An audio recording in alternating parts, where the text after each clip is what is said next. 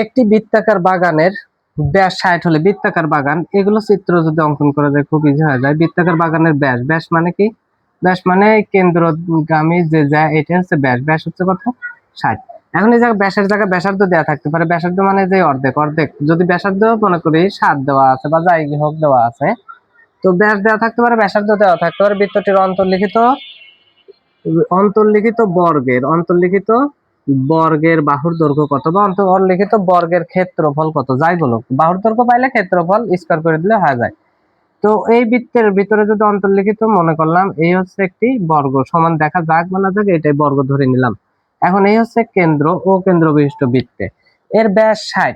এই ব্যাসটা অঙ্কন করার সময় আমরা জানি বৃত্তের এক পাশ থেকে অন্য পাশে এই যে কেন্দ্রগামী যে যায় এটা হচ্ছে ব্যাস। এই ব্যাসটা অঙ্কন করার সময় এই বর্গকে একটু হিসাব করে কর্ণ হিসাব করে আমরা কর্ণটা অঙ্কন করব। ব্যাস 60, যদি ব্যাসার্ধ থাকতো তাহলে ব্যাসার্ধকে দ্বিগুণ করে কর্ণ বানায় ফেলতাম।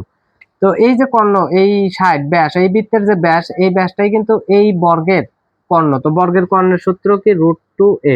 তাহলে √2a সমান 60। তাহলে a সমান কত?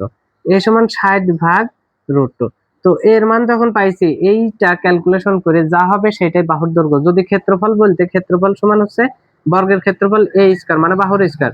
তার মানে এই যে 60 ভাগ 2 এর কি করতাম? স্কয়ার করতাম। তার মানে 60 কে স্কয়ার করলে 36, 20 ভাগ 2, তো তার মানে 1800। 1800 হয়তো ক্ষেত্রফল।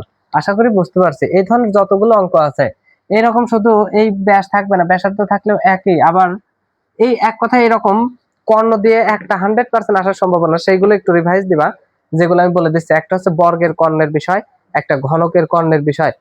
এই ঘনকের বিষয় আবার খেয়াল রাখবা যে ঘনকের পৃষ্ঠতলের কর্ণ না ঘনকের সম্পূর্ণ কর্ণ বা ঘনকের কর্ণের কথা বলছে।